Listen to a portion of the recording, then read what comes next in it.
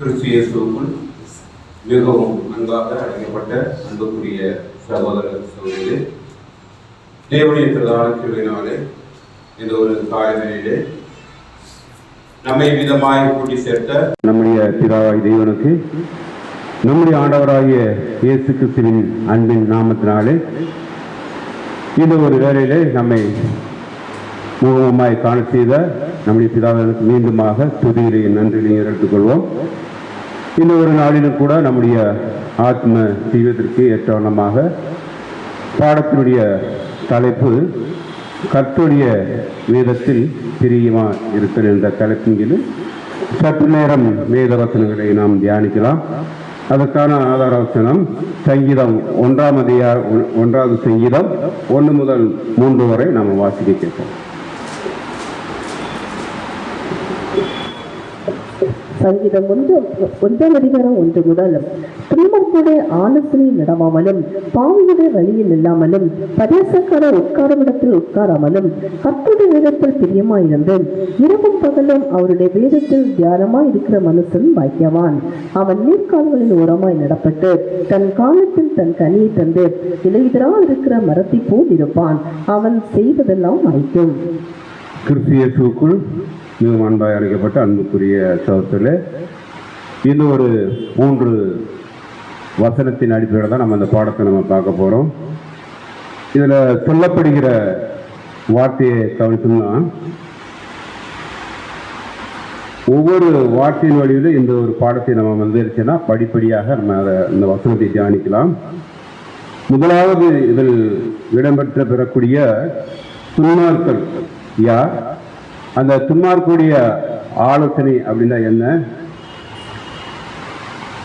அதுக்கடுத்து என்ன வருதுன்னா பாவியுடைய வழி, அதில் சொல்லப்பட்ட பாவிகள் யாரு, அதுக்கடுத்து என்ன வருதுன்னா பரியாசக்காரன் அப்படிங்கிற ஒரு வார்த்தை இழந்தது. அப்போ அந்த பரியாசக்காரன் அப்படின்னு சொல்ற வார்த்தை கூட அது எதோடைய அர்த்தமாக இருக்கிறது கூட நம்ம ஒவ்வொன்றா பார்க்கலாம். அது மாத்திரமல்ல, ஃபஸ்ட்டு அந்த ஒரு வசனத்தில் 3 காரியம் இருக்கு. அதுக்கடுத்து என்ன சொல்றான்னா, இரவும் பகலும் கர்த்தருடைய வேதத்தில் தியானமாக இருக்கிற மனுஷன் பாக்கியவான் அப்படிங்கிறது என்ன அப்படிங்கிறத கூட பார்க்க போகிறோம். அதுக்கடுத்து என்ன சொல்றான்னா, நீர்க்கால் ஓரமாய் நடப்படுவது என்பது எதை குறிக்கும். 6வது என்னன்னா, இலையுதிராய் இருக்கிற மரம், நாட்டப்பட்ட மரம் அப்படிங்கிறத நம்ம எதன் அடிப்படையில் பார்க்கலாம்னா இந்த வசனத்தின் அடிப்படையில் நம்ம பார்க்கலாம்.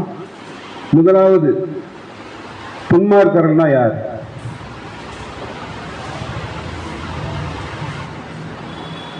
நம்மளுக்கு இந்த வசனத்தை கேட்ட உடனே ஒரு வசனம் பேசிக்கல ஒரு வசனம் ஞாபகத்துக்கு வரணும். ஏசாயா 57ஆம் அதிகாரம் 20 வசனம். அந்த வசனத்தை படிச்சிருங்க. ஏசாயா 57:20. ஏசாயா 57ஆம் அதிகாரம் 20ஆம் வசனம். துன்மார்க்கரோ கொந்தளிக்கும் கடலை போல் இருக்கிறார்கள், அது அமர்ந்திருக்க கூடாமல் அதில் ஜலங்கள் சேத்தையும் அழுக்கையும் கரையும் ஒதுக்குகிறது.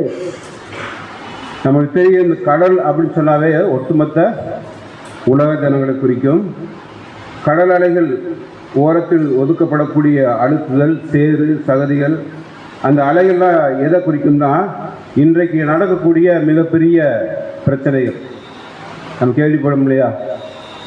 என்னென்ன பிரச்சனைகள் வருது? ஏகப்பட்ட பிரச்சனை வருது. ஒவ்வொரு பிரச்சனைகளும் ஜனங்கள் என்ன செய்யறாங்கன்னா அலைகள் போல ஒளி அல்லது சத்தம் எழுப்பி கொண்டே தான் இருக்காங்க. ஆனால் எத்தனை அரசாங்கங்கள் வரத்தும் செய்யுது, எத்தனை ஆட்சியாளர்கள் செய்யத்தான் செய்கிறாங்க. ஆனால் இது வரைக்கும் அது ஓய்ந்திருக்கா அப்படின்னு பார்த்தோம்னா ஓயலை. அப்போ இங்கே தேவன் நம்மளுக்கு என்ன ஒரு காரியத்தை சொல்வாருன்னா, அப்படின்னா துன்மார்க்கர்லாம் யாரு?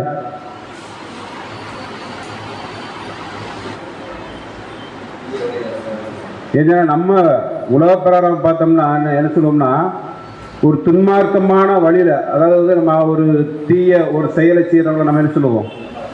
துன்மார்க்கனா சொல்லுவோம். ஒரு ஒரு ஒரு ஆள் எந்த தப்புமே பண்ணல, திடீர்னு ஒரு ஆள் அதை கொண்டுட்டான்னு சொல்லுவான், இப்படி துன்மார்க்கமா கொலை பண்ணிட்டானே அப்படின்னு சொல்லணும்னா அவங்க இதை வந்து எப்போ நான் இதை அப்படி எப்படி எடுத்துக்கலாம் நம்மளுக்கு? என்னன்னா இதுக்குள்ளே தனியாக ஒரு ஜனங்களே இருக்காங்க, துன்மார்க்கம் பண்ணுறதுக்குள்ளே ஜனங்கள் இருக்காங்க. ஆனால் அதை பார்த்தோம்னா அதுக்கும் நம்முடைய வேதத்துக்கு என்ன செய்யாது, ஒருவேளை அது பொருந்தும். ஆனாலும் இந்த விஷயங்களை எப்போ தான் முடிய போகுதுன்னா அதுக்கும் ஒரு காலம் இருக்கு. நம்முடைய ஆண்டவராக இயேசு கிறிஸ்து கூட என்ன சொல்றாரு, மார்க் 4 சொல்லுவார் இல்லையா, என்ன சொல்றாரு, ஒரு விஷயத்தை சொல்வார், கடலை பார்த்து இறையாதே அமைதலாரு. அப்ப எல்லாத்துக்குமே தேவன் என்ன செஞ்சிருக்காருன்னா ஒவ்வொரு காலம் வைத்திருக்கிறார். ஆனா இதுல நம்மளுக்கு என்ன ஒரு பாடம் இருக்கு அப்படிங்கிறத நம்ம வந்து அப்படி பார்க்க போறோம்.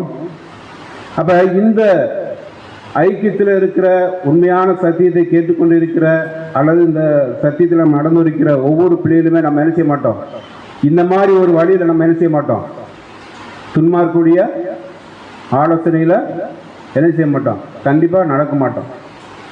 ஒருவேளை துன்மார்க்கமாக நடக்கிற அவங்கள்ட்ட போய் நம்ம ஒரு ஆலோசனை கேட்டோம்னா என்ன நடக்கும்? அவங்க என்ன மனப்பான்மையில் இருக்காங்களோ அதுதான் நம்மளுக்கு என்ன செஞ்சிருவாங்க, சொல்லித்துருவாங்க. ஒருவேளை நம்ம வந்து மேக்ஸிமம் நம்ம என்ன செய்ய மாட்டோம்னா உலக பிரகாரமான ஒரு பெரிய அதிகாரத்தையோ அல்லது வந்து ஒரு பெரிய ஒரு சூழ்நிலையில் வசதி வாய்ப்பில் இருக்கிற ஒரு ஜனங்கள்கிட்ட நம்ம என்ன செய்யணும்னா கண்டிப்பாக ஆலோசனை கேட்க மாட்டோம். அப்புறம் எந்த ஆலோசனையும் நம்ம நடந்தால் போகணுங்கிற நினைச்சிருக்கார் தேவன். ஒவ்வொரு நாளும் ஒவ்வொரு விதத்தில் அன்றன்றைக்கு தேவையான அவருடைய ஆலோசனை என்ன செய்யணும்னா கொடுத்துக்கிருக்கான்னு பார்க்குறோம். அப்படின்னா இந்த துன்மார்க்கன் யார்? அப்போ அந்த துன்மார்க்கன் நம்ம என்ன செய்யணும், கண்டிப்பாக ஃபாலோ பண்ண மாட்டோம். அப்படின்னா இந்த துன்மார்க்கர் யார்? ஏன்னா சத்தியத்தில் நம்ம வந்திருப்போம், சத்தியத்தில் இருப்போம், கூடவே நம்மளோட கூட இருப்பாங்க. சத்தியத்தை கேட்டு சத்தியத்தில் நடக்காம இருக்கிறாங்க பாருங்க, அவங்க என்ன பண்ணுவாங்க, அதாவது தேவனுடைய திட்டத்திற்கும் சித்தத்திற்கும் இசைஞ்சு வந்தவங்க அவங்களுடைய சூழ்நிலை காரணமாக என்ன பண்ணிடுவாங்க, சுய சித்தத்தையும் சுய விருப்பத்தையும் தேடி போறாங்க இல்லையா, அவங்களத்தான் என்ன சொல்லுது, துன்மார்க்கம்னு சொல்லுது. இது உலக பிரகாரமாக நடக்கிறவங்களுக்கு இந்த வசனம் என்ன செய்யாது, பொருந்தாது. ஒருவேளை நம்ம உலக பிரகாரமாக நம்ம அதாவது ஃபர்ஸ்ட் இந்த ஒரு ஆரம்ப பாடத்தை கேட்கும்போது அது கரெக்டாக பொருந்தும். ஆனால் ஆவிக்குறியில் நடக்கிற பிள்ளைகளுக்கு சபையாருக்கு இந்த வசனம் என்ன செய்யாது, கண்டிப்பாக பொருந்தாது. நம்மளோடு கூட இருந்து பயணிக்கிறாங்க பார்த்தீங்களா, அதாவது கேட்ட சத்தியத்துக்கு புறம்பா அவங்களுடைய சிந்தையை வந்து வச்சு நம்மளை வந்து வழிவிட வச்சுறாங்க. அந்த மாதிரி துன்மார்க்கனுடைய ஆலோசனை நம்ம என்ன செஞ்சிடக்கூடாது, கேட்டுறக்கூடாது. ஒருவேளை கேட்டால் என்ன நடக்கும்,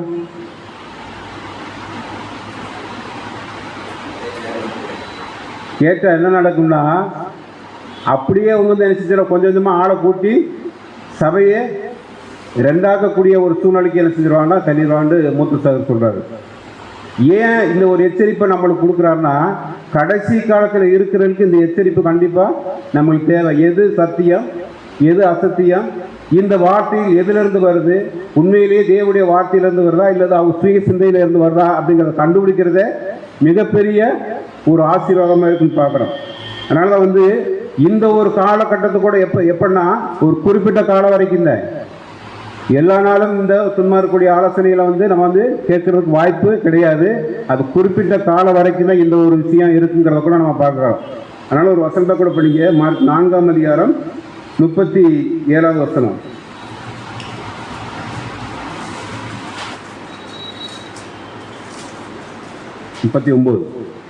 மார்க் 4 அதிகாரம் 39 வசனம்.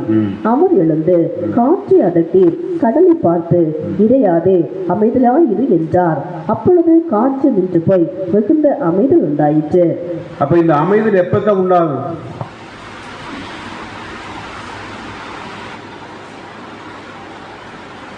இந்த அமைதல் எப்பதான் உண்டாகும்? ஏன்னா இன்னைக்கு கடல்ங்கிறது யாருன்னு பார்த்தா உலகத்தில் பார்க்குறோம், அதில் உள்ள அலைகள் அவருடைய சத்தங்கள்லாம் இன்னைக்கு இருக்கு நடக்கிற பிரச்சனைன்னு பார்க்குறோம். இந்த பிரச்சனையெல்லாம் எப்போ முடியும்? சமாதான கர்த்தர் வந்து என்னைக்கு வந்து அதட்டி வந்து இறையாதே அப்படி சொல்றாரோ அன்னைக்கு தான் இந்த ஒரு விஷயம் நடக்க போகிறத வந்து நம்ம முன்கூட்டியே நம்மளுக்கு அப்படி பிள்ளைகளுக்கு சொல்றான்னு பார்க்குறோம். அப்போ இந்த ஒரு விஷயத்தில் கூட நம்மளுக்கு என்ன ஒரு பாடம் இருக்குன்னு பார்க்கும்போது, சாதாரண ஒரு மனிதன் சத்தியத்தை கேட்கல, அவங்களுக்கு கூட நல்லது கெட்டது தெரியலையா? சாதாரணமா சத்தியத்தை பைபிளே படிக்காத ஒரு ஜனங்களுக்கு நல்லது கெட்டது தெரியலையா? தெரியுது. அப்ப நம்மளுக்கு ஏன் மட்டும் தெரிய மாட்டேங்குது?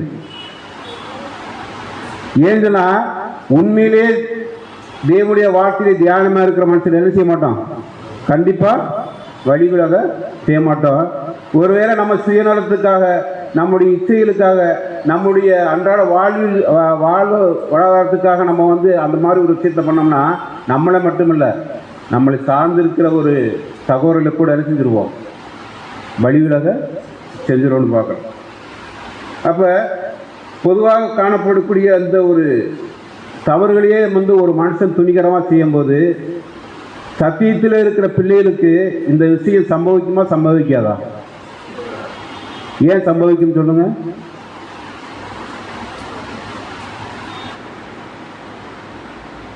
ஏன்னா முழுக்க யார் மேலே தான் கண்ணா இப்போ கடைசி காலத்தில் யார் மேலே தான் வந்து பிரச்சனை வருதுன்னா எல்லா பிரச்சனையும் போயிடும். இப்போ எங்கே பிரச்சனை வரும்னா சபைக்குள்ளத பிரச்சனையே வரும். ஏன்னா இங்கே தான் வந்து நம்மளுக்கு என்ன கொடுத்துருக்கு?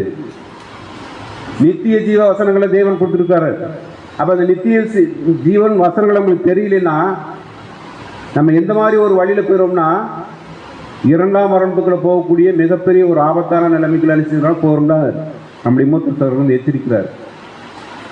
இப்போ உலக பிரகாரமாக இருக்கிற ஒரு சகோதரர்களுக்கே நல்லது கெட்டது தெரியும் போது கிட்டத்தட்ட 1 வருஷம் அல்லது 2 வருஷம் 10 வருஷம் கூட நம்ம கேட்டிருப்போம். அப்படி இருக்கிற ஒரு சகோதரிகள் வந்து நம்மளுக்கு இடர்களுக்கு எதுவாக இருந்தாங்கன்னா அது வேத வசனத்தின்படி நம்ம கண்டுபிடிச்சு அவருடைய பரிசுத்தாவை கொண்டு நம்ம வந்து அந்த சத்தியத்தை விட்டு விலகிறத துன்மார்க்கூடிய ஆலோசனையில் வந்து நடாவாமல் இருக்குன்னு பார்க்கணும். அதுக்கடுத்து பார்க்கும்போது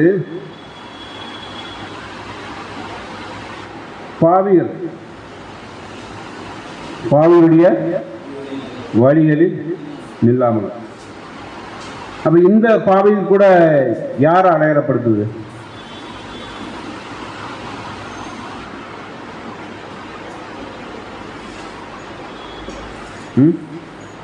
இந்த பாவிகள் யாரை அடையாளப்படுத்துது? ஏன்னா ஆதாம்ல இருந்து வந்த சந்ததி அத்தனை பேருமே நம்ம எதுக்குள்ளதான் இருக்கோம்? பாவத்துக்குள்ளதான் இருக்கோம். ஆனா அவங்களுக்கு என்ன செய்ய தேவன் எந்த மாதிரி ஒரு தண்டனைகளை கொண்டு போக போறது இல்லை. அவங்களுக்கு எந்த மாதிரி தண்டனை இல்லை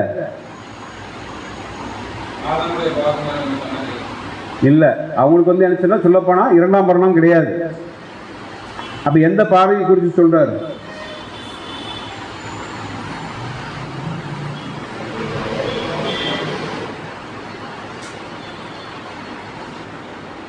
அதாவது நிலையான உபதேசத்தை விட்டு யாரெல்லாம் வழிவிடுகிறார்களோ அவங்க யாரு? ஏன்னா நிலையான சத்தியத்தை நம்ம கேட்டிருக்கோம் இல்லையா? கேட்டுட்டு அதுல வழிவிடுறவங்க அவங்க தான் வந்து பாவிகள். அவங்களுடைய ஆலோசனை நம்ம நினைச்சிடக்கூடாது, கேட்டுறக்கூடாது.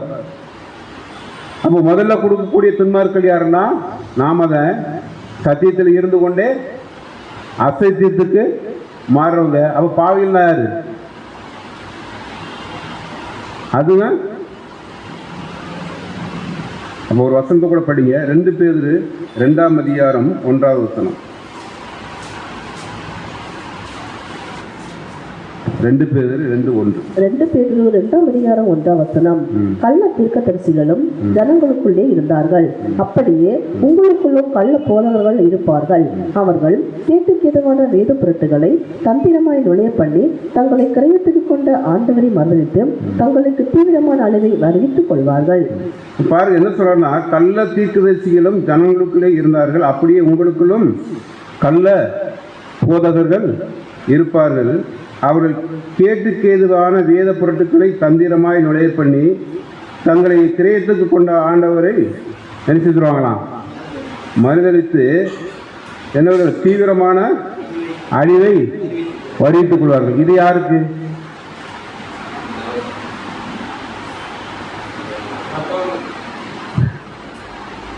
அப்ப இங்க என்ன சொல்றாங்கன்னா, மூத்த சார் என்ன சொல்றாங்கன்னா, எல்லாருக்குமே கருத்து சொல்றதுக்கு உரிமை உண்டு, அதுல மாற்று கருத்து இல்லை.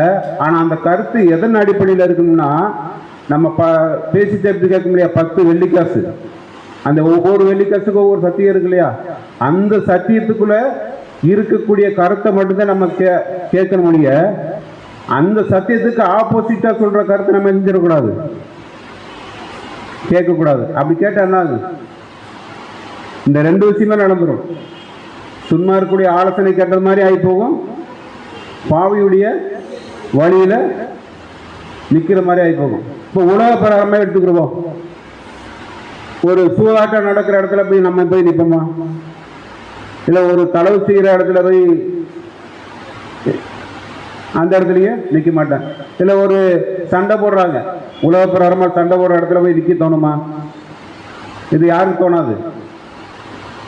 உண்மையிலேயே பரிசுத்தவான்கள் நடக்கக்கூடிய அந்த சிந்தனை உள்ளவர்கள் கண்டிப்பாக அந்த அதை செய்ய மாட்டாங்க, அதில் போய் நிற்க மாட்டாங்க. அப்படின்னா நம்ம என்ன செய்யணும்?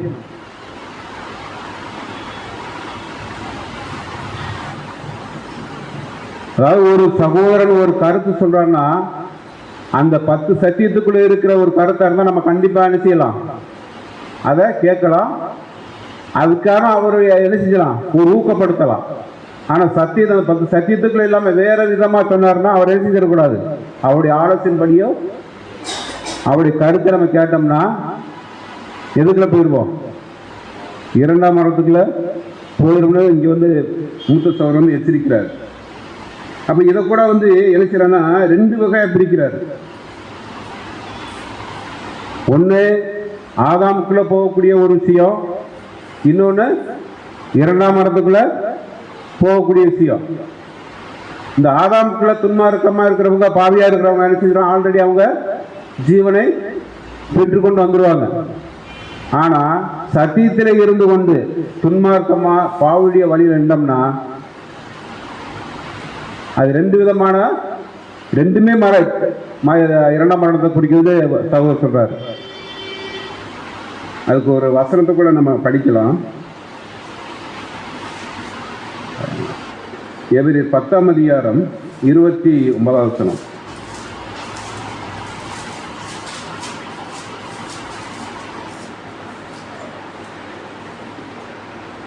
எபிரேயர் 10ஆம் அதிகாரம் 29ஆம் வசனம்.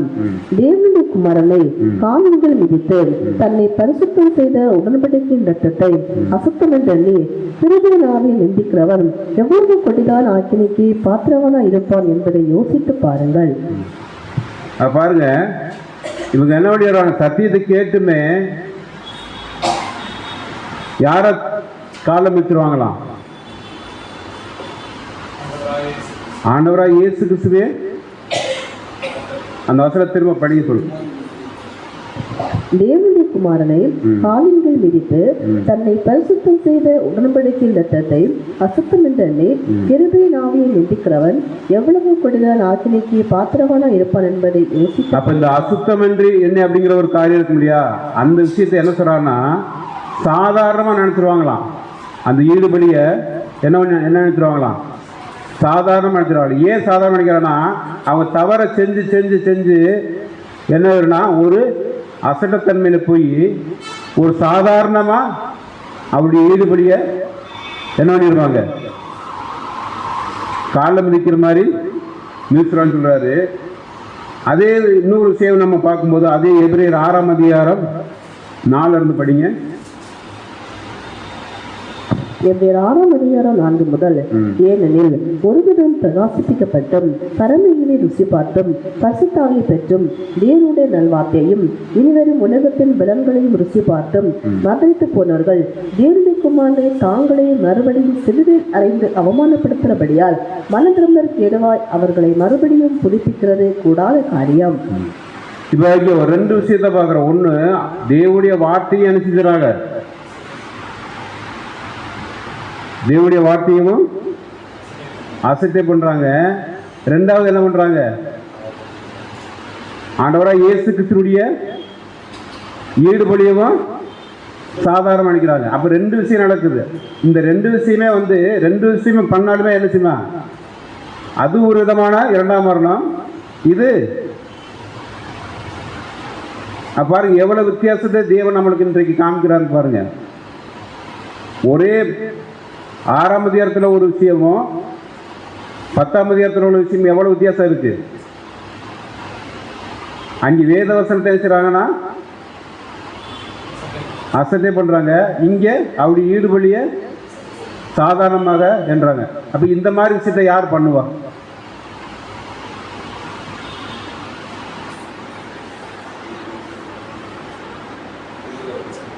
யார் பண்ணுவான்னா அவங்க செஞ்சு செஞ்சு செஞ்சு கொஞ்சம் கொஞ்சமா செஞ்சு செஞ்சு என்ன செஞ்சிருவாங்க, அதை அப்படியே சுத்தமா அப்படி ஈடுபடிய. ஆனா இவங்க ரெண்டு பேருக்கு என்ன நடக்கும் தெரியுமா? ஒன்று இவங்க இது போதும் நாங்கள் எல்லாம் செஞ்சுட்டேன்னு சொல்லிட்டு ப்ரேயரே பண்ண மாட்டாங்க. இன்னொரு தெரிச்சுவாங்கன்னா ப்ரேயர் பண்ணுவாங்க. ஆனால் அந்த பரிந்து பஸ்ஸில் யார் நிப்பாட்டிடுவார்? நம்முடைய ஆண்டவராக இயேசு கிறிஸ்து நிப்பாட்டிடுவார்.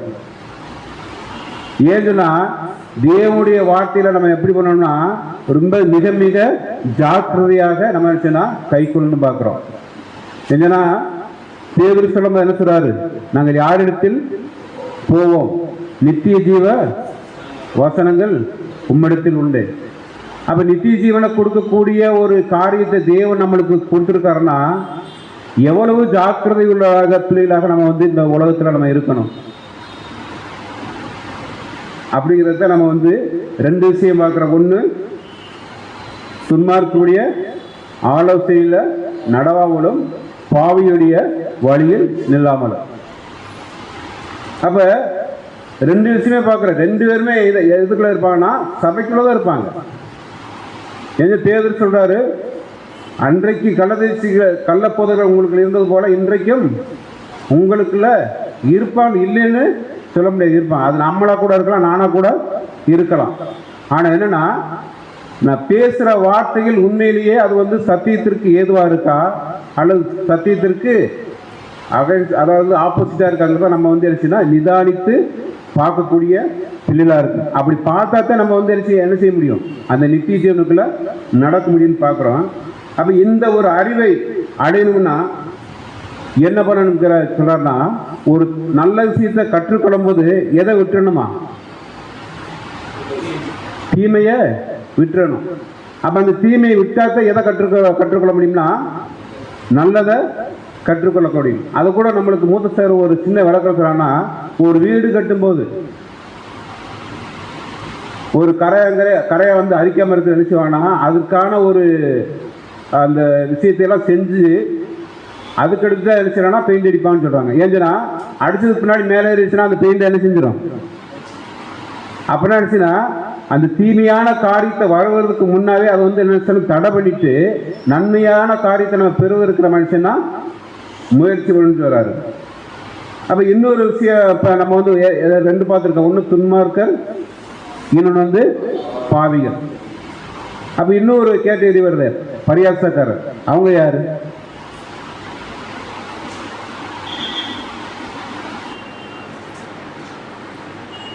பரியாசக்காரர் யாரு?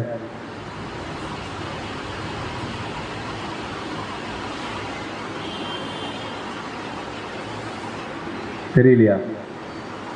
உலகத்துல பாருங்க, பரியாசம் பண்றதே ஒரு காமெடியாவே வச்சிருக்கிறாங்க.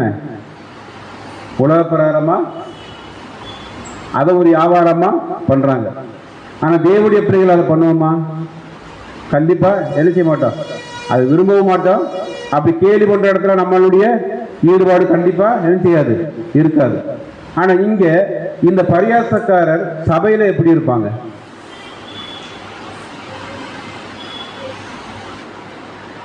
எதுனா சத்தியத்தை அறிஞ்சிருப்பாங்க. 2 வருஷம் 3 வருஷம் இல்லை 10 வருஷம் கூட இருப்பாங்க. நல்லா சத்தியத்தை அறிஞ்சவங்களா கூட இருப்பாங்க. அவங்கள்ட்ட போய் உண்மையான ஒரு விஷயத்தை சொல்லும்போது அவங்க என்ன சொல்லிடுவாங்கன்னா, இதெல்லாம் நடக்குமா, நீங்களா சபையா மாறிடுவீங்களா அப்படின்னு கேட்கும்போது அது எந்த அளவுக்கு பாதிக்கும் அப்படிங்கிறத அந்த சொல்ற அந்த ஒரு சகோதரனுக்கு தான் அவனுடைய பாதிப்பு தெரியும். ஏன்னா எல்லாம் அடிச்சு கூட போட்டுடலாம், அந்த வார்த்தை இருக்கு பாருங்க, அந்த வார்த்தை நம்மளை என்ன செஞ்சிடாது. அந்த பரியாசம் பண்றது ஒரு விஷயம் நம்மளை சத்தியத்தில் என்ன செய்யாது, நடக்க விடாது. ஏன் நடக்க விடாது அப்படின்னா நம்ம ஒரு நம்பிக்கையில் இருப்போம். அந்த நம்பிக்கை அவங்க என்ன செஞ்சதுன்னா சாதாரண ஒரு வார்த்தையை சொல்லி என்ன பண்ணிடுவாங்க, குறைச்சு போட்டுருவாங்க. அப்போ உண்மையா உலகத்தில் இருக்கிற பரியாசக்காரரை பத்தி இங்க என்ன செய்யல தாவீது பாடல, சபைக்குள்ள இருக்கிற பரியாசக்காரரை பத்தி என்ன செய்யறான்னா பேசுறாரு. ஏன்னா இவங்க அநேகரை அதாவது தானை குறிச்சு ஒரு விஷயம் எடுத்துப்பார் இல்லையா, ஆதியாகமம் 49ஆம் அதிகாரத்துல குதிரை மேல் இருக்கிறவன் மல்லாந்து விடும்படி அந்த வசனத்தை கூட நீங்க படிங்க. ஆதியாகமம் 49ஆம் அதிகாரம்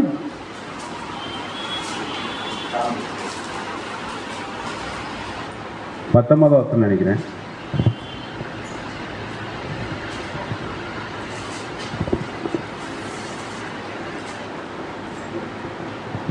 ஆதியாகமம் 49ஆம் அதிகாரம் 10ஆம் வசனம். காத் என்பவன் ராணுவ கூட்டம் பாய்ந்து விழும், அவனோ முடிவிலே அதன் மேல் பாய்ந்து விடுவான்.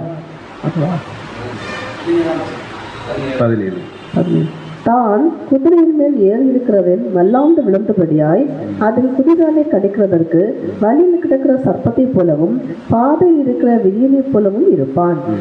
அப்ப குதிரையின் அப்படின்னு தெரியும், குதிரைனா சத்தியம். அந்த சத்தியத்தின் மேல இருக்கிறவங்களுக்கு யார்வா இருப்பாங்களா,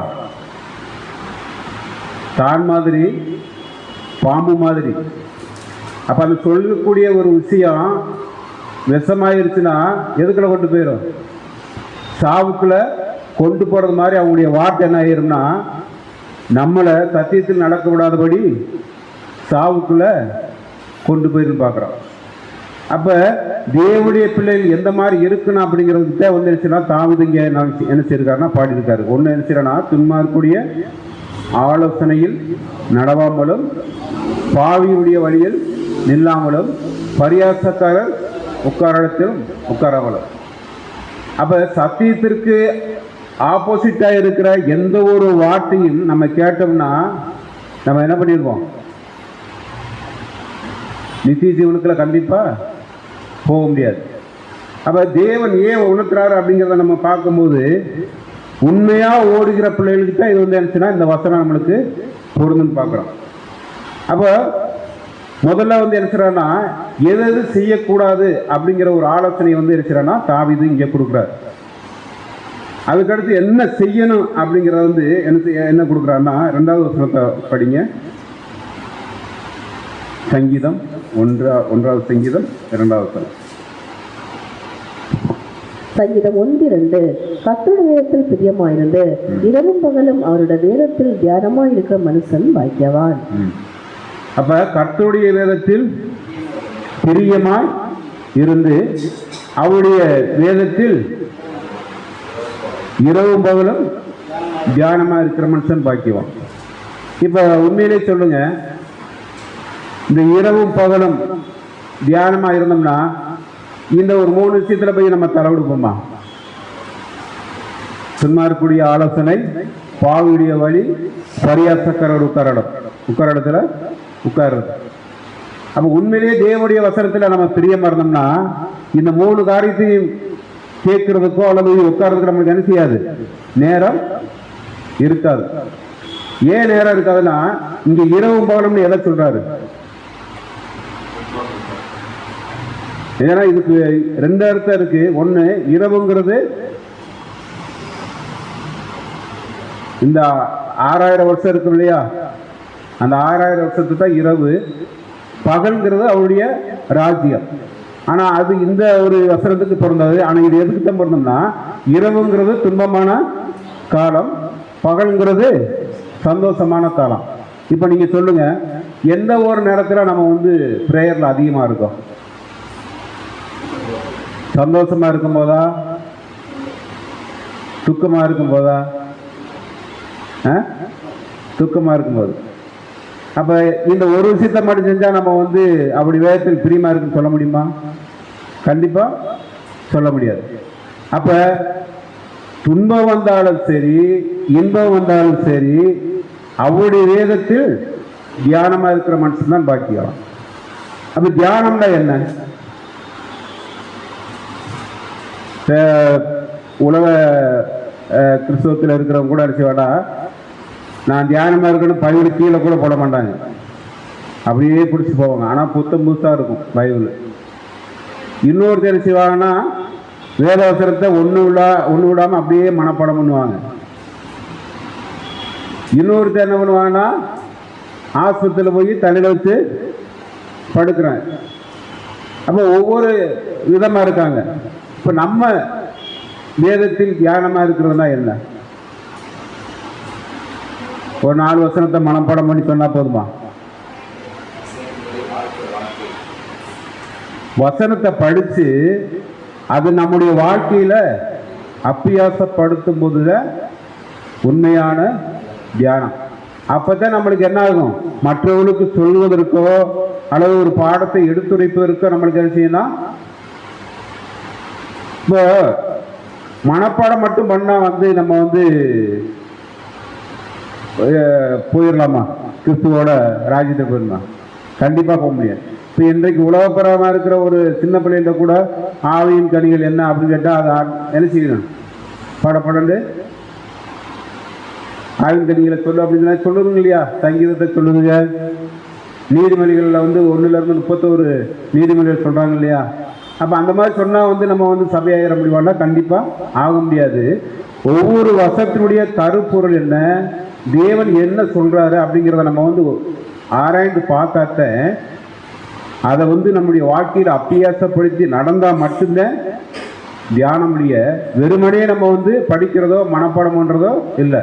ஆனால் அது ஒரு நேரத்தில் நம்மளுக்கு தேவைப்படும். ஏன்னு சொன்னால் கண்டிப்பாக படிக்கணும், அதில் எந்த ஒரு மாற்று கருத்தும் இல்லை. ஆனால் என்னன்னா அந்த படித்த விஷயத்தை நம்முடைய வாழ்க்கையில் அப்பியாசப்படுத்தி காட்டுறத அவருடைய வேதத்தில் இரவு பகலும் தியானமாக இருக்குன்னு பார்க்குறோம். அப்போ இந்த ஒரு விஷயம் கூட நம்மளுக்கு எந்த விதத்தில் நம்மளுக்கு ஒரு காரியத்தை சொல்லுதுன்னா, தேவனுடைய பிள்ளைகளுக்கு ஒவ்வொரு வார்த்தையுமே என்ன செய்யக்கூடியது? உயிரூட்டக்கூடிய ஒரு விஷயம். இப்போ இதை யாருக்கு பொருத்தலாம்னா, தாவீதுக்கு பழைய ஏற்பாட்டில் பொருத்தலாம். ஏன் பொருத்தலாம்னா, அவர் தான் இந்த வசனத்தை சொல்லியிருக்காரு, இரவும் பகலும் அவருடைய வேதத்தில் தியானமாக இருக்கிற மனுஷன் பாக்கியவான் அப்படின்ட்டு. அப்போ அது மாத்திரமல்ல, எப்போதுமே நம்முடைய வசனம் என்னுடைய தீவிரமாக இருக்கு சொல்லியிருக்காரு. அதே சமயத்தில் உங்களுடைய வசனம் நாள் முழுவதும் என் தியானமாக இருக்கு சொல்றாரு இல்லையா? அப்போ இந்த ஒரு வார்த்தை கூட தாவீது யாருக்கு நிழலா இருக்காரு? ஆண்டவராகிய இயேசு கிறிஸ்துக்கு நிழலா இருக்காருன்னா, அப்போ தாவீது கூட ஒரு வசனத்தை அதாவது 119ஆம் சங்கீதம் இருக்கு இல்லையா? இந்த 119ஆம் சங்கீதத்தில் எதை பற்றி முக்கியமாக எழுதியிருக்கு? 119ஆம் சங்கீதத்தில் 176 வசனம் இருக்கு இல்லையா? அந்த வசனம் புள்ள எதை பற்றி எழுதியிருக்கு?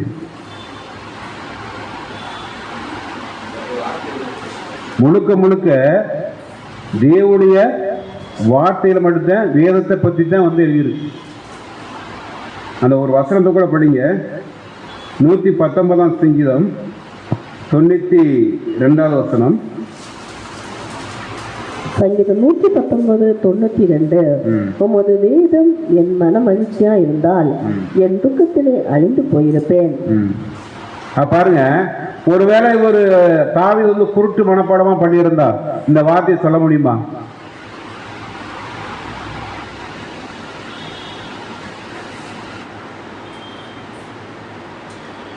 தாவீது குருட்டு மனப்பாடமா பண்ணியிருந்தா இந்த வார்த்தையை சொல்ல முடியுமான்னு கேட்கிறார். ஏன்னா அவருடைய வாழ்க்கையை பத்தி நம்ம நிறைய படிச்சிருக்கோம் இல்லையா? சவுல் நிறைய இடத்துல அனுப்பிச்சிருக்காரு. அவரை கொல்லுவதற்கு எத்தனை மணி இருக்கான்னு பார்க்குறோம். அது மாத்திரமல்ல, அவருடைய மகள் செய்த சில காரியங்கள், அவருடைய வாழ்க்கையில் நடந்த நிறைய காரியங்கள் வந்து நினைச்சிடானா தேவனுடைய வார்த்தையில் அவருக்கு எப்படி இருக்கு? ஒரு ஆறுதலாகவும் தேர்தலாகவும் இருக்கு. எப்படின்னா அவர் தியானிச்சிருக்கிறார். அதனாலதான் வந்து அவருக்கு எப்படி இருந்திருக்குன்னா ஒரு ஆறுதலை கொடுத்துட்டு பார்க்குறோம். தொடர்ந்து வாசிங்க. 109 சிங்கத்திலிருந்து 113 வரை வாசிங்க. 119 109 முதல். என் பிராணம் எப்பொழுதும் என் கையில் இருக்கிறது, ஆனாலும் உம்முடைய வேதத்தை மறவேன். துன்மார்க்கர் எனக்கு கண்ணி வைக்கிறார்கள், ஆனாலும் நான் உம்முடைய கட்டளை விட்டு வழி தவறேன். உம்முடைய சாட்சிகளை நித்திய சுதந்திரமாக்கி கொண்டிருக்கிறேன்.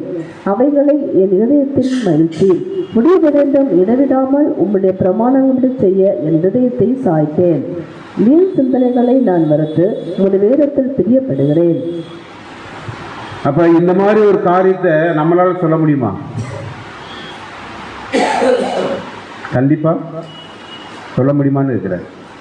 உண்மையிலேயே வந்து தேவனுடைய சித்தத்தையும் திட்டத்தை அறிந்த பிள்ளைகளால கண்டிப்பா நிச்சய முடியும், சொல்ல முடியும். ஏன்னா நம்முடைய ஆண்டவராக இயேசு சொல்ற வார்த்தை நம்மளுக்கு என்ன சொல்றாரு? ஒருவன் என்னை பின்பற்ற வர விரும்பினான் அவன் தன்னைத்தானே வெறுத்து தன் சிலுவை எடுத்துக்கொண்டு ஆனந்தனமும் பின்பற்றக்கூடும். அப்ப நம்ம நினைச்சோம்னா இரவாகிய துன்பம் வந்தாலும் பகலாகிய சந்தோஷம் வந்தாலும் இது ரெண்டுலையுமே தியானமாக இருக்கிற மட்டும்தான் என்ன செய்யும்? பாக்கியவா. அப்போ பாக்கியவானா இருந்தோம்னா நம்மளுக்கு என்ன ஒரு விஷயத்தை கொடுக்க போறாங்கன்னு நம்ம பார்க்குறோம். அதுக்கு முன்னாடி யூதா 18ஆம் அதிகாரம் 18வது வசனம் 26வது வசனத்தை வாசிங்க. 18 மற்றும் 21.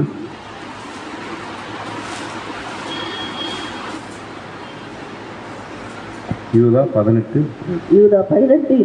18 முதல்.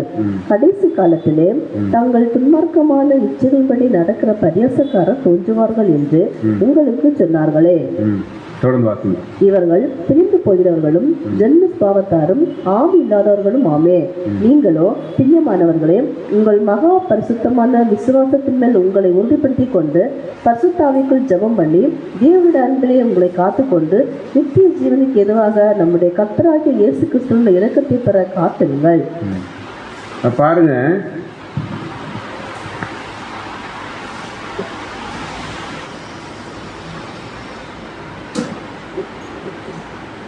கடைசி காலத்தில் தாங்கள் துன்மார்க்கமான இச்சையின்படி நடக்கிற பரியாசக்காரர் தோன்றுவார்கள் என்று உங்களுக்கு சொன்னார்களே. இவர்கள் பிரிந்து போகிறவர்களும் ஜென்ம சுவாத்தாரும் ஆவியில்லாதவர்களுமே. நீங்களோ பிரியமானவர்களே, உங்கள் மகா பரிசுத்தமான விசுவாசத்தின் மேல் உங்களை உறுதிப்படுத்திக் கொண்டு பரிசுத்த ஆவிக்குள் ஜெபம் பண்ணி தேவனுடைய அன்பினாலே உங்களை காத்து கொண்டு நித்திய ஜீவனுக்கு ஏதுவான நம்முடைய கர்த்தராகிய இயேசு கிறிஸ்துவின் இரக்கத்தை பெற காத்திருங்கள். அப்போ இங்கேயுமே ஒரு 3 விஷயத்தை நம்ம கொடுக்குற பார்க்கலாம். என்ன கொடுக்குறாரு?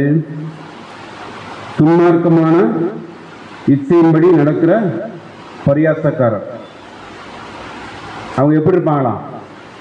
எப்படா பிரிக்கிறத நோக்கமாக இருக்குன்னு பார்க்கணும். அப்போ இதனுடைய யாருடைய மைண்டு? ஏன்னா கிறிஸ்துவோடு சேராதபடி யாருக்கு தான் கண்ணா இருக்கு? எவனை விருங்கலாம் என்று வகை தேடி சுட்டு திரிகிற கெப்சிக்கிற சிங்கம் போல். அப்போ நம்ம எந்த விதத்தில் நம்ம நினைச்சிடக்கூடாது, அவருடைய கைக்குள்ள போகாதபடி நம்ம நினைச்சிடலாம். மிக மிக ஒரு எச்சரிப்பாக இருக்குன்னு பார்க்குறோம். அப்போ ஏன் அப்படி சொல்கிறோன்னா, கடைசி காலத்திலே தங்கள் துன்மார்க்கமான இச்சையின்படி நடக்கிற பரியாசக்காரர் சத்தியத்தில் இருப்பாங்க. ஒருவேளை நம்ம ஒரு விஷயத்தை சொல்லும் போது அவங்க என்ன பண்ணிடுவாங்கன்னா பரியாசம் பண்ண ஆரம்பிச்சிடுவாங்க. அப்பயே நம்ம புரிஞ்சுக்கலாம். அப்போ அந்த மாதிரி ஒரு சகோதரத்தை நம்ம வந்து என்ன செய்யணும்? கண்டிப்பாக என்ன பண்ணணும்? அவருடைய வார்த்தைக்கு எச்சரிப்பாக இருந்து அதற்காக அவர் என்ன பண்ணிடக்கூடாது? வேறு வார்த்தையில் நம்ம பண்ணிடக்கூடாது. அவரை வந்து நம்ம வந்து செய்யலாம், தேவனிடத்தில் முறையிட்டு அவருக்காக என்ன செய்யலாம்? ஜெபம் பண்ணலாம். அப்போ மிகப்பெரிய ஒரு எச்சரிப்பை வந்து நம்மளுக்கு வந்து நினைக்கிறான்னா கொடுக்குறான்னு பார்க்குறோம்.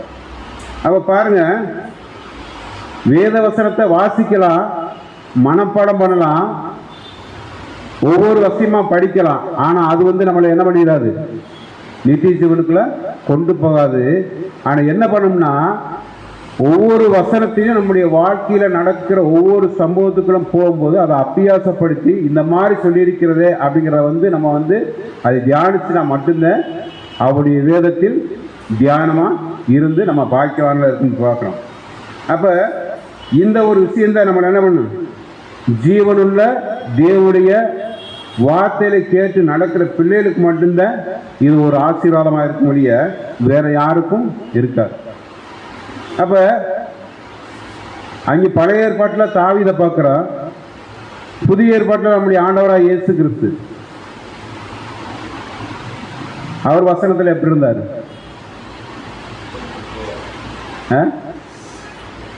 சாத்தான் சோதிக்கும் போது என்ன சொல்றாரு?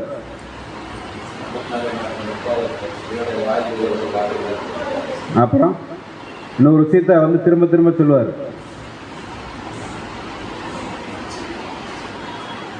ஆமாம் இல்லையா?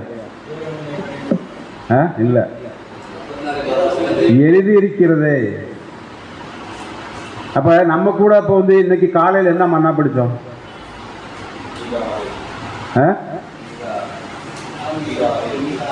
நீதா 6வது.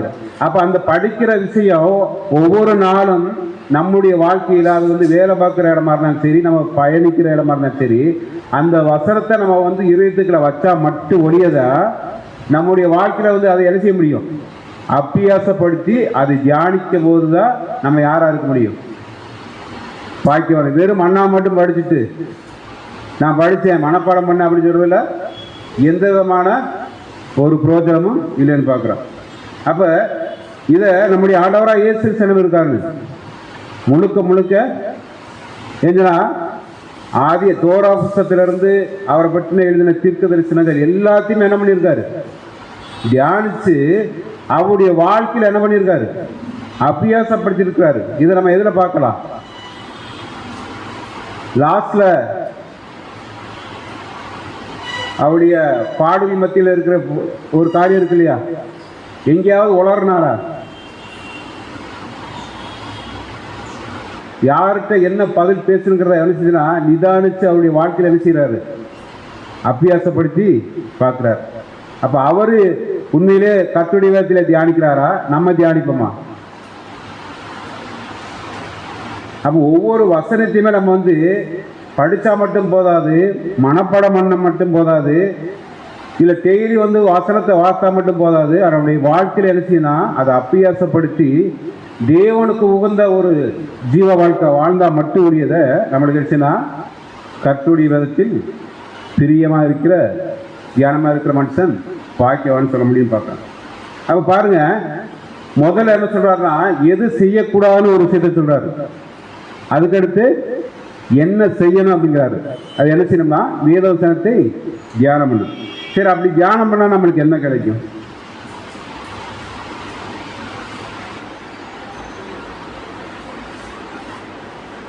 தியானம் பண்ணா என்ன கிடைக்கும்? சரி, வசனத்தை பார்த்தீங்க, சங்கீதம் 30:5.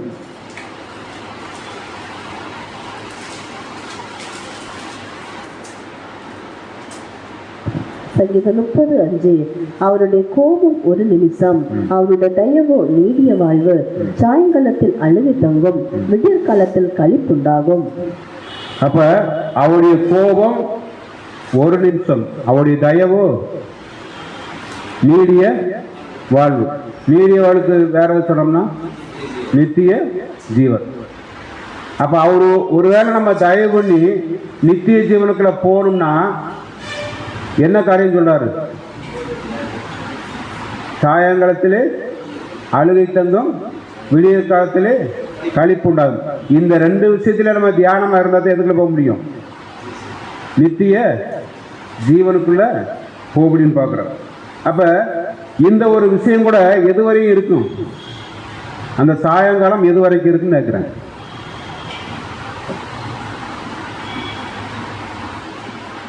சாயங்காலங்கிறதுக்கு நம்மளுக்கு இங்கிலீஷில் பார்த்தா நைட்னு வரும். அந்த நைட்டு எது வரைக்கும் இருக்குன்னு கேட்குறேன். சரி, யார் வந்தால் அந்த இரவு போகும்? அவருடைய ராஜ்யம் வந்தால் இரவு கண்டிப்பாக போயிடும். அப்போ அந்த இரவு போய் பகலுக்குள்ள போகணும்னா நம்ம என்ன செய்யணும்?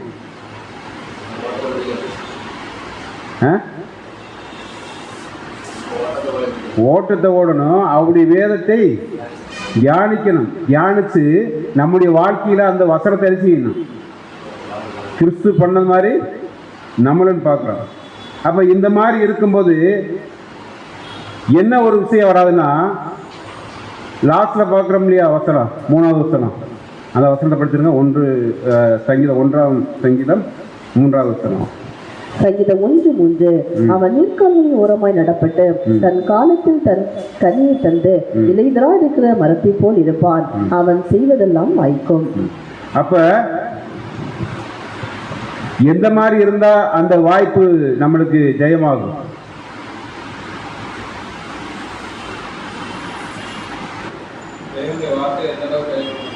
கைவிடுறோமா? ஒருவேளை நம்மளுக்கு கஷ்டங்களோ நஷ்டங்களோ வந்தாலும் நம்ம எதை இதாகாது, மகிழ்ச்சியோ சந்தோஷமோ குறையாதுன்னு சொல்றாரு. ஏன் குறையாதுன்னா, அவருடைய வேதத்தில் தியானமா இருக்கிற மனுஷன் பாக்கியவான். அவன் நீர்க்கால்களின் ஓரமாய் நாட்டப்பட்டு இலையுதிர மரத்தை போல் இருப்பான். ஏன் இலையுதிரா மரத்தை போல் இருப்பான்னு சொல்லியிருக்கு? அழிவே கிடையாது. எவ்வளவு சோதனைகள் வந்தாலும் என்ன செய்யாது, கனி கொடுக்காம விடாது. எப்போதுமே தன் தன் காலத்தில் தன் கனியை என்ன செய்து கொடுத்துட்டே இருக்கு. ஏன் கொடுக்குது? ஏஞ்சனா அது நீர்க்கால்கள் ஓரமாய் நடப்பட்டிருக்கு. அப்ப நீர்க்கால்கள் ஓரம் என்ன? அவருடைய வார்த்தை. அப்ப அவருடைய வார்த்தையில் அணிதினம் கேட்டோம்னா எந்த ஒரு சோதனையோ எந்த ஒரு துன்பமோ நம்ம என்ன பண்ணிடாது, தியானிக்கிறத தடை பண்ணாது. அப்ப தடை பண்ணாம இருந்தா நம்ம யாரு? கிறிஸ்துவுடைய அடிச்சூடுகளை பின்பற்ற பிள்ளைகள். இப்ப ஆண்டவராக இயேசு கிறிஸ்து எந்த விதத்திலும் அவருடைய தேவனுடைய திட்டத்தையும் சித்தத்தையும் எங்கேயாவது ஒரு இடையூறாக இருக்கிற மாதிரி எங்கேயாவது வார்த்தை இருக்காருன்னா கண்டிப்பா இல்லை. ஏன் இல்லைன்னா, அவருடைய வார்த்தையில் அவர் என்ன செஞ்சிருக்காரு, தியானம் பண்ணி அவருடைய வாழ்க்கையில அபியாசப்படுத்தினாலதான் நம்மளுக்கு இந்த ஒரு வாய்ப்பை என்ன செய்யறாரு, கொடுக்குறாரு. எப்படி கொடுக்குறாருன்னா, நான் எப்படி இந்த உலகத்துல ஜெயம் கொண்டு பிதாவுடைய சிங்காசனத்துல இருக்கிறனோ அது மாதிரி இந்த உலகத்துல நீர்க்கால்கள் ஓரமாய் நடப்பட்டு தன் காலத்தில் தன் கனியை தருகிற யாரோ அவங்க யார் மாதிரி போகலாம்? ஆண்டவராக இயேசு கிறிஸ்து சிங்காசனத்தில் உட்கார்ந்த மாதிரி போகலாம். இப்போ அப்படியே பவுலுக்கு வந்துருங்க. பவுல் எங்கேயாவது அவருக்கு சோதனை வரும்போது, துன்பம் வரும்போது, நான் இனிமேல் இந்த ஊழியத்துக்கு வரமாட்டேன், நான் இந்த வேலையை செய்ய மாட்டேன்னு எங்கேயாவது சொல்லியிருக்காரா? ஆனால் என்ன பண்ணியிருக்காரு தெரியுமா? ஜெயிலில் உட்காந்து தேவனுடைய திட்டத்தை, அவருடைய சித்தத்தை அந்த சோல்ஜர்கள் மாட்டியிருக்காங்க இல்லையா, ஒவ்வொரு ட்ரெஸ்ஸு இந்த ஷூ இதை வச்சு எரிச்சிருக்கானா ஒரு வசனமே இருக்கிறார். என்னன்னு சொல்லுங்க.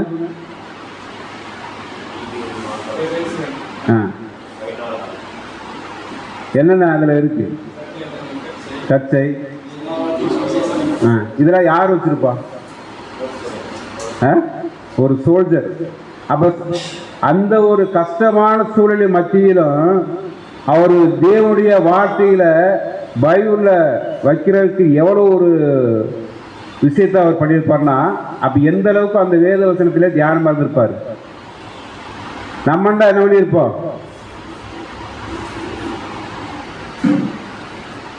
இல்லை, நம்ம மாம்சம் தானே இருக்கோம். நம்மண்டா என்ன சொல்லியிருப்போம், என்ன பண்ணியிருப்போம்? நீங்களாச்சு உங்க வேலையாச்சு அப்படின்ட்டு என்ன பண்ணியிருப்போம்? அப்ப பாருங்க, தேவனுடைய பிள்ளை உண்மையிலேயே அவருடைய வசனத்தை உண்மையிலேயே நம்ம உட்கொண்டோம்னா, அது நம்முடைய வாழ்க்கையில அபியாசப்படுத்தணும்னா எந்த ஒரு விஷயம் நம்மள என்ன பண்ணாது, பாதிக்கவே பாதிக்காது. அவர் சொல்ற, நானும் கட்டப்பட்டிருக்கிறேன், எது கட்டப்படவில்லைன்னு சொல்றாரு.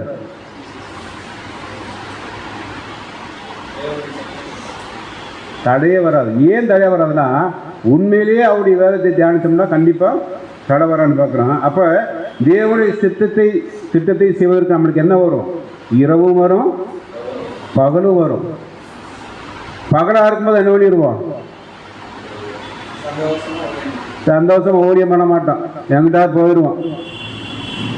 துன்பம் வரும்போது தான் கெஞ்சுவோம் போட்டுட்டு. அதெல்லாம் நடக்குது இல்லையா? நம்மளுக்கு ஒரு கஷ்டமான சூழ்நிலை வரும்போது மட்டும்தான் எத்தனை தடவை பயிர் எடுக்கிறோம், எத்தனை தடவை தியானிக்கிறோம். ஆனால் சந்தோஷமாக இருக்கும்போது பாருங்க, கண்டிப்பாக கம்மியாக தான் இருக்கும்.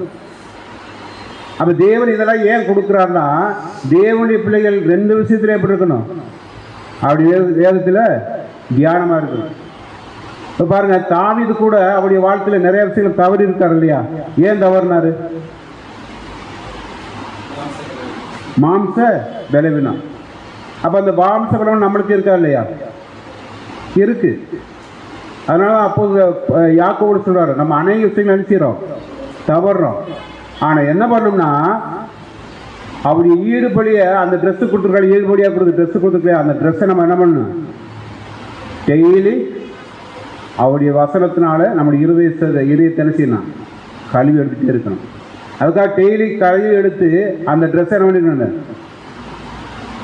கிழிஞ்சிடக்கூடாது. கிழியாத அளவுக்கு டெய்லி நம்ம என்ன செய்யணும்? அந்த ட்ரெஸ்ஸை எதுனா அப்படி இருந்தால் மட்டும்தான் நம்ம எதை மகிமையான்றோம், அப்படி ஈடுபடிய அப்படி ரத்தத்தை நம்ம ஆச்சுன்னா உயிர் வாழ்றோன்னு பார்க்குறோம். அப்போ இன்னும் கூட நம்ம ஒரு விஷயத்தை நம்ம பார்க்கும்போது நம்மளுக்கு ஏன் பிரச்சனை வருது?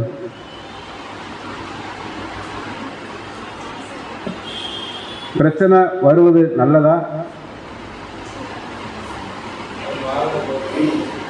ஏஞ்சனா இந்த ஒரு மாம்ச சரீரத்தில் பிரச்சனையே வரலைன்னா நம்ம யார்கிட்ட அண்ட முடியாது, தேவனத்தில் போக முடியாது. அதனால அப்போஸ்தலர் பவுல் கூட சொல்றாரு 14:22 அநேக நம்ம எதுனா பரலோகராஜ்யம் அநேக உபத்திரத்தின் வழியை தானே செய்யணும், பிரவேசிக்கணும்.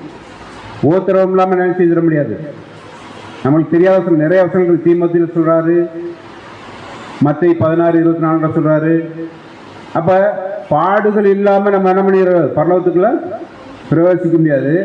அதுல யாரு, அதாவது சொல்றா இல்லையா, பேர் சொல்றியா, நீங்க தீமை செஞ்சு நன்மை செஞ்சு நன்மை பெறுத கட்சியிலும் நீங்க என்ன பண்ண, நன்மை செஞ்சு தீமையை பெறுன்னு சொல்றாரு. அப்ப தேவனுடைய பிள்ளைகள் என்ன செய்யணும்? தீமை செஞ்சு நன்மையை வாங்கணும்.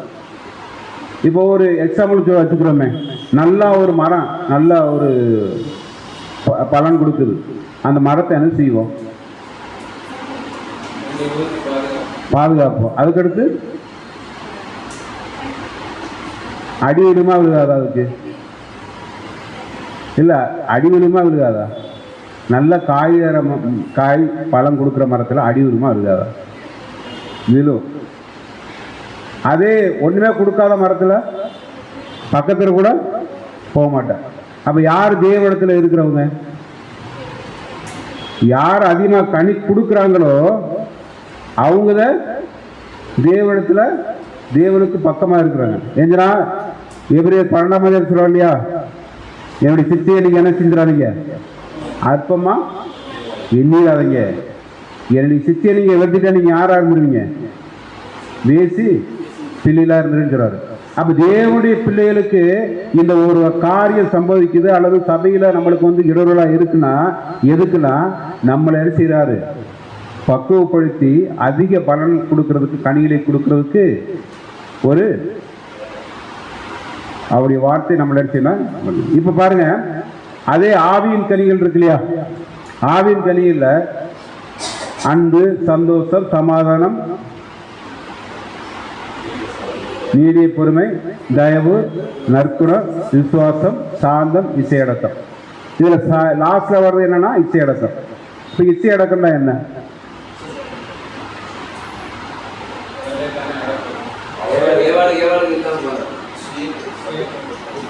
அதாவது இச்சையை அடக்கணும்னா நம்மளுக்கு ஒரு காரியம் நம்மளுக்கு வேணும், அது நம்முடைய உரிமை.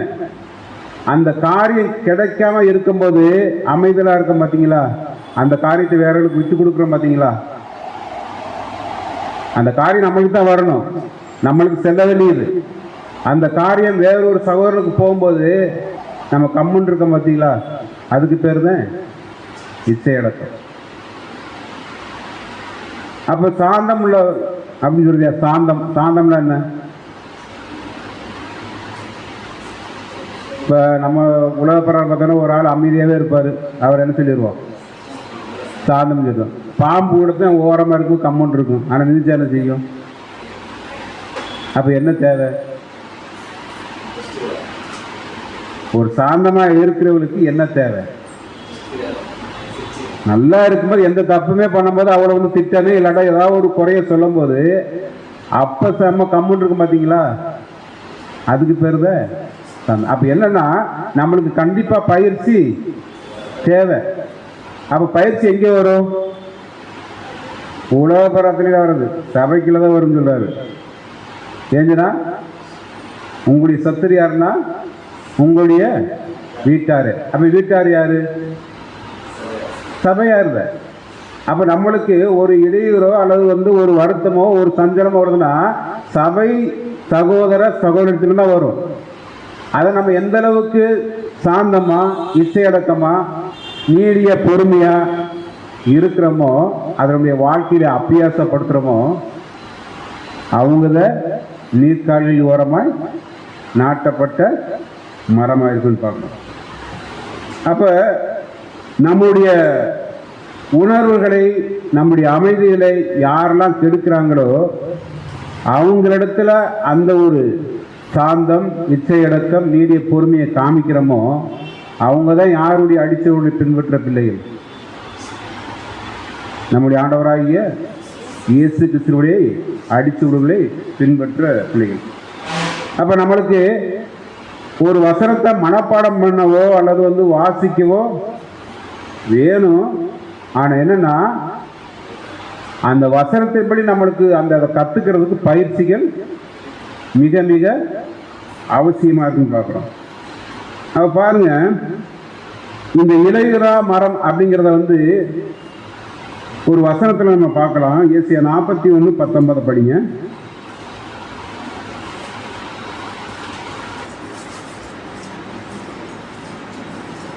ஏசாயா 41:19 வனாந்திரத்திலே கேதுரு மரங்களையும் சீத்தி மரங்களையும் மிருது செடிகளையும் ஒலிவ மரங்களையும் நட்டு அவாந்திரங்களிலே தேவதார விருட்சங்களையும் பாய்மர விருட்சங்களையும் புள்ளி மரங்களையும் உண்டு பண்ணுவேன். அதுல ஃபர்ஸ்ட் வார்த்தை என்ன போட்டிருக்கு? வனாந்தரத்திலே. இப்போ வனாந்தரத்தில் நம்மளுக்கு ஏற்ற மாதிரி இருக்குமா? கண்டிப்பா இருக்காது. அப்ப இந்த மரம் ஃபுல்லா இருக்குங்க இல்லையா, அந்த ஒவ்வொரு மரமே இதனுடைய மரங்கள் என்ன செய்யாது? இலைகள் உதிராது. இப்ப முழுக்க முழுக்க இந்த நீர்க்கால்கள் ஓரமாய் நடப்பட்ட மரம்னா முக்கியமா இது யாரை சொல்லலாம்? ஏற்ற காலத்திலே ஏற்ற கனியை கொடுத்த ஒரு மரம்னா யாரை சொல்லலாம்? நம்முடைய ஆண்டவராகிய இயேசு கிறிஸ்து. ஏன்னா அவர்தான் 100% கரெக்டா செஞ்ச ஒரு நம்மளுக்கு ஒரு மூத்த சகோதரன். அப்ப இந்த மரம் என்ன செய்யும்? முதல்ல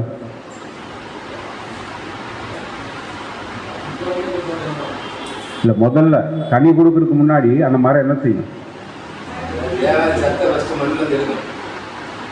அது எடுக்கும். அது வளர்ந்துருச்சு.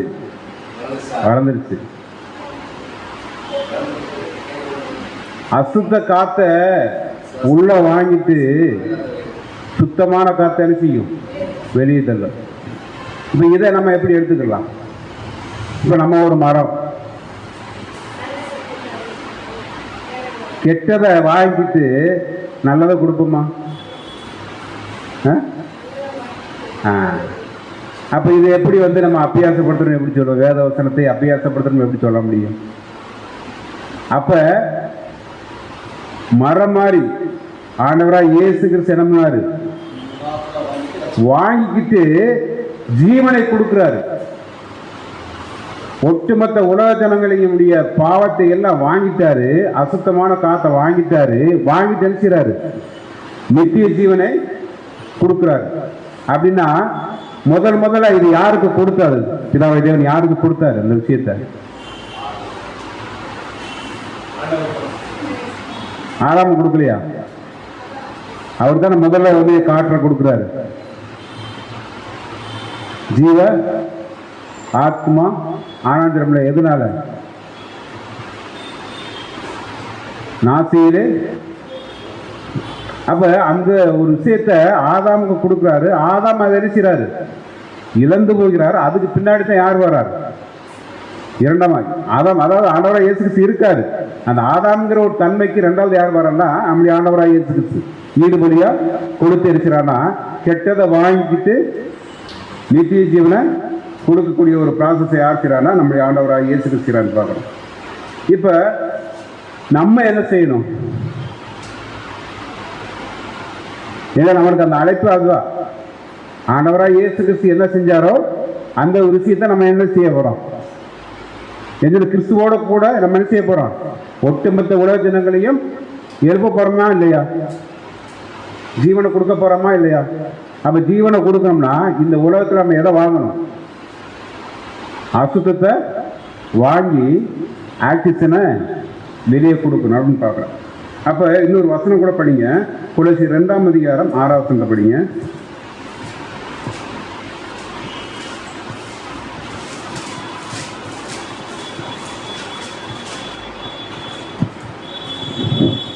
கொலோசியர் 2ஆம் அதிகாரம் 6ஆம் வசனம்.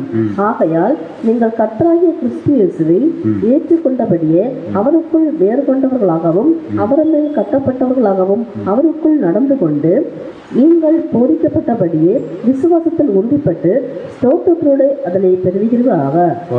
அப்போ ஆகையால் கர்த்தராகிய இயேசு கிறிஸ்துவை ஏற்றுக்கொண்டபடியே அவருக்குள் வேறு கொண்ட. அப்போ அவர் ஏற்றுக்கொள்ளணும். அவர் எப்படி வேறு? அவருக்குள்ள வேறு அப்படின்னா என்ன? அது வேறு என்ன செய்யும்? கீழே உள்ள சத்தான பொருளை கொண்டு வந்து மேலே கொடுக்கும் இல்லையா? அந்த ஒரு விஷயத்தை இப்போ யார் செஞ்சுருக்கா? நம்முடைய ஆண்டவராகிய இயேசு கிறிஸ்து. இப்போ அவர் தான் என்ன பண்ணிக்கிறாங்கன்னா நம்மளுக்கு மிக முக்கியமான ஜீவனை கொடுக்கக்கூடிய அதிக உறுதியான நம்முடைய பிதாவாய் தேவனுடைய வார்த்தைகளை என்ன செய்கிறாரு? நம்மளுக்கு கொடுத்து கொண்டிருக்கிறார். அப்போ அதை பெற்ற நாம பிள்ளைகள் எப்படி இருக்கணுமா? அவருக்குள் வேறு கொண்டபடியே அவருக்குள்ள நம்ம என்ன செய்யணுமா? கட்டப்படணுமா? அப்போ கட்டப்படுறதுல என்ன? அதை விட்டுட்டு வேற எங்கேயும் என்ன செய்யக்கூடாது? போயிடக்கூடாது. அப்போ நீங்கள் போதிக்கப்பட்டபடியே விசுவாசத்தில் உறுதிப்பட்டு ஸ்தோத்திரத்தோடு அதிலே பெறுவீர்களாக. இப்போ இந்த பெறுவீர்களாக அப்படிங்கிற ஒரு வசனம் யோவான் ஒரு விஷயத்தை சொல்வார் தெரியுங்களா? நான் சிறுகவும் அவர் பெருகும். அப்படின்னா என்ன? நம்மளை சிறுமைப்படுத்தி கிறிஸ்துவையும் தேவனையும் மகிமைப்படுத்தக்கூடிய ஒரு ப்ராசஸ் தயார் செய்யணும்னா இன்னைக்கு நாம் செய்யணும்னு பார்க்குறோம். அதனால் நம்ம பார்க்கும்போது இன்னொரு ஆறுதலான விஷயத்தை கூட நம்ம வந்து ரோமரில் பவுல் சொல்றாரு. 8ஆம் அதிகாரம் 28ஆவது வசனம்.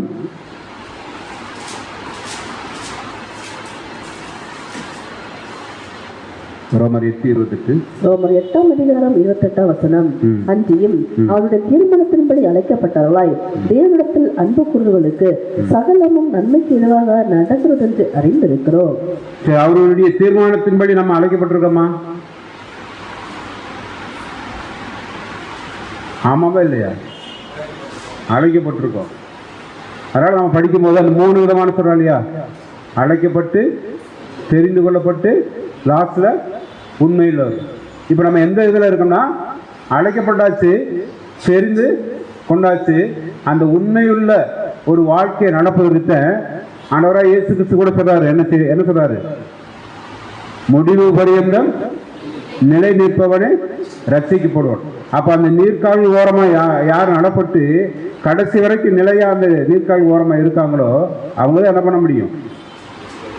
ரட்சிக்கப்பட முடியும். அவங்க தான் அதிக கனிகளை கொடுக்க முடியும். அவங்க தான் யாருக்குள்ள வேறு கொள்ள முடியும்? கிறிஸ்து இயேசுக்குள்ள வேறு கொள்ள முடியும். அவர் எப்படி வேறு கொண்டு பிதாவை தேவனுக்கு ஒரு சுகந்த வாசனையாக காணிக்கையாக ஒப்பு கொடுத்தாரோ அதுபோல நாமளும் என்ன செய்ய முடியும், அதன்படி வாழ முடியும்னு பார்க்குறோம். அப்போ அன்புக்குரிய சகோதர சகோதரே, அப்போ இந்த மரத்தை பார்த்து நம்ம என்ன கற்றுக்கொள்கிறோம்னா, மரம் ஒரே இடத்துல இருக்கு, ஆனால் ஒரே இடத்துல இருந்தாலும் நிலையாக இருந்தாலும் அது என்ன ஒரு காரியத்தை செய்யுதுன்னா, தீமையை வாங்கி நன்மையை உயிர்களுக்கு கொடுப்பது போல நாமும் கூட இந்த கிறிஸ்துவுக்குள் வேறு கொண்ட பிள்ளைகள் நாம தீமையினுடைய அனுபவத்தை வாங்கி நன்மையான காரியத்தை என்ன செய்யணும், மற்ற சகோதரர்களுக்கோ சகோதரிகளுக்கோ நம்ம கொடுக்கணும். ஒழிய நம்ம யாராக இருந்துடக்கூடாது, துன்மார்க்கராக இருந்துடக்கூடாது, பாவியாக இருந்துடக்கூடாது, பரியாசக்காரராக இருந்துடக்கூடாது. அப்படி இல்லாம அவருடைய வேதத்தில் இரவும் பகலும் தியானமாக இருந்து எந்த மாதிரி இருக்குன்னா, நீர்க்காலில் ஓரவ நடப்பட்ட மிகுந்த கனிகளை கொடுக்கக்கூடிய பிள்ளைகளா எடுக்கணுங்கிறத தேவனுடைய சித்தமா இருக்கு. அந்த ஒரு விஷயத்தை கொடுக்கறதுக்கு தான் இன்னைக்கு பிதாவாய் தேவன் கிறிஸ்து மூலமாக நம்மளை அழைத்திருக்கிறாரு. அந்த ஒரு ஜீவனை கொடுக்கக்கூடிய ஒரு விஷயத்தை நம்ம இன்னைக்கு என்ன செய்யறோம்னா, அநேக சகோதரர்களுக்கு சத்தியத்தின் நிமித்தமாக சொல்லிக் கொடுக்குறோம். அது சொல்லிக் கொடுக்குறது மாத்திரமல்ல, எப்படி ஆண்டவராக இயேசு கிறிஸ்து செஞ்சாரோ அதன்படி நம்ம செஞ்சாத நம்ம யாரா இருக்க முடியும், அவருக்கு சீசரா இருக்க முடியும். அப்படி சீசரத்தில் இருக்கிற நம்மளை நாமளே நிதானித்து அறிந்து மற்றவர்கள் செய்யக்கூடிய ஒரு காரியத்தை நம்ம நிதானித்து சோதித்தறிந்து அவங்க உண்மையிலேயே சத்தியத்தில் இருக்காங்க இல்லையா அப்படி ஆராய்ந்து பார்த்து இந்த ஒரு ஆசீர்வாதத்தை பெற தேவன் தாமே நம்மளுக்கு கிருபை செய்வராக. பொறுமையோடு கேட்ட உங்கள் அனைவரும் தேவன் தாமே ஆசீர்விப்பாராக. ஆமென்.